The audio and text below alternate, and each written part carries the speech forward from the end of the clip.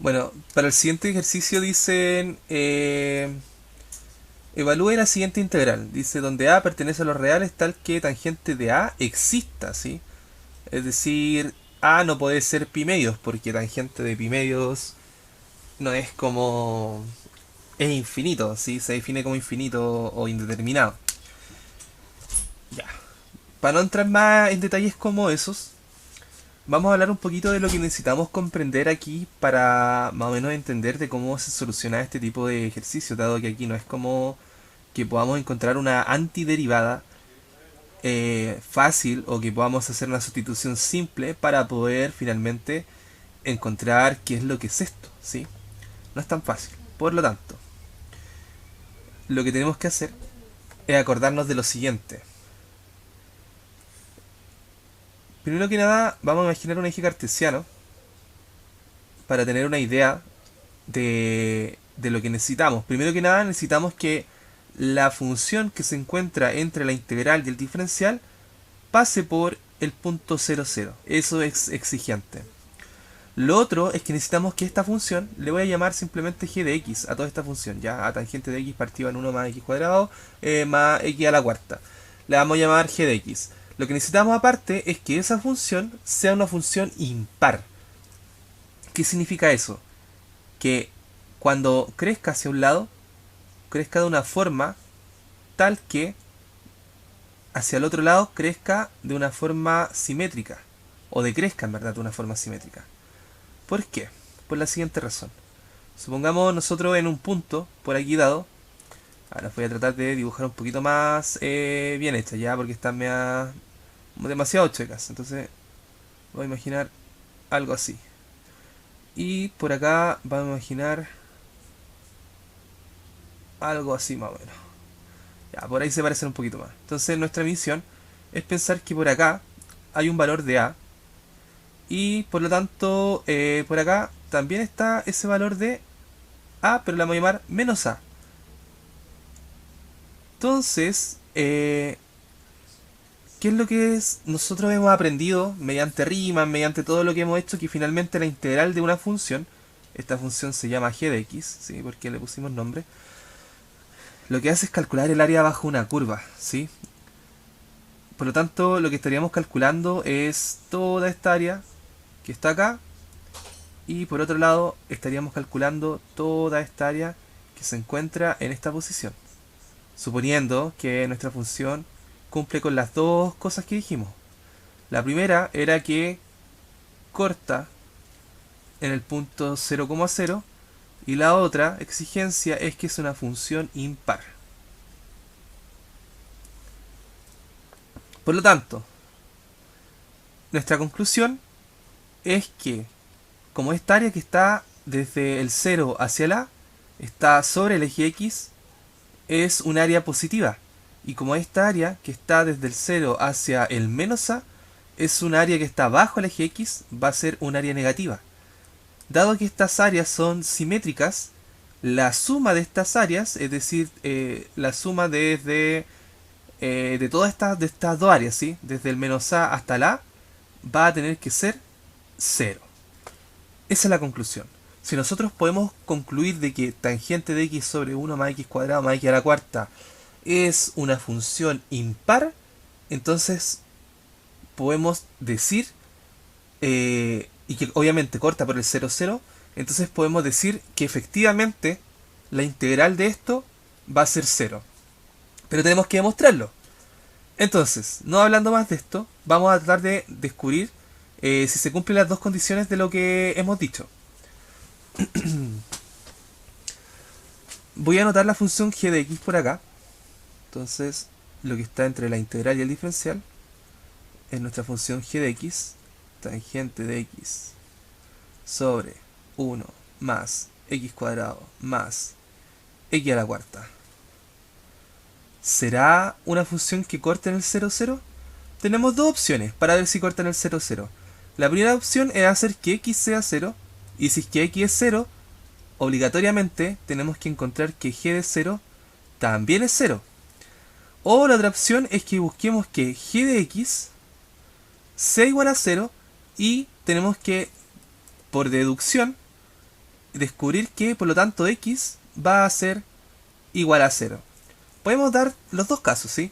Vamos a tomar el primero para comprobar si g de 0 es 0, efectivamente. Entonces, exigimos que x sea 0. Por lo tanto, estamos diciendo que g de 0 será 0. Entonces, tangente de 0 sobre 1 más 0 al cuadrado más 0 a la cuarta. Tangente de 0, efectivamente, es 0, ¿sí? 0 sobre 1. Como está dividido en 1, no sobre 0, no hay una indeterminación. Por lo tanto, cumple con que pasa por el 0, 0. Ya, listo. Tenemos la primera demostración lista.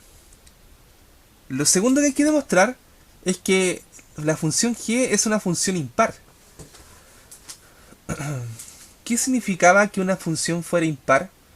Si yo evaluaba g de menos x, esto tenía que ser exactamente igual a menos g de x.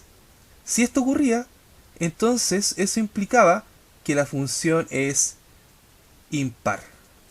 Si nosotros evaluábamos g de menos x y demostrábamos que esto era igual a g de x, entonces eso implicaba... A ver, demos un segundito, que justo la whiteboard se cayó. Ahora sí. Entonces eso implicaba que la función iba a ser una función par. Pero esta podríamos tomarla como una composición de funciones, po. Es decir, g de x puede ser igual a r de x dividido en h de x. Tal que r de x va a ser igual a tangente de x y h de x es igual a 1 más x cuadrado más x a la cuarta. Por lo tanto, aquí, como es una división, pensar en lo siguiente. Si r de x es par y h de x es par, por lo tanto, la función que íbamos a tener iba a ser una función par, ¿sí? Es decir, g de x va a ser igual a una función par. Por otro lado, si r de x es una función impar y h de x también es una función impar, esto implica que g de x es par. Por el contrario, si una es par y la otra impar, entonces la función g de x es impar. Entonces, si r de x es impar y h de x es par, esto implica que g de x es impar. O al revés, si r de x es par y h de x es impar, entonces todo esto implica que g de x sea impar. Es decir, nosotros debemos demostrar que es impar g de x. Por lo tanto, si logramos demostrar que una de las funciones es impar y la otra función es par, entonces podemos efectivamente decir que la función g de x es una función impar, ¿sí? Por lo tanto, vamos a tomar, ¿sí? Vamos a tomar nuestro r de x, que es igual a tangente de x. Y por otro lado vamos a tomar nuestro h de x, el cual es 1 más x cuadrado más x a la cuarta. Y vamos a aplicar el análisis para saber si es par o impar. Entonces vamos a decir, bueno, x, o sea, vamos a evaluar r en menos x, lo cual es tangente de menos x. Lo mismo vamos a hacer con h. H de menos x. Esto va a ser igual a 1 más menos x al cuadrado más menos x a la cuarta. Por el lado de r, esta es la más facilita de hecho.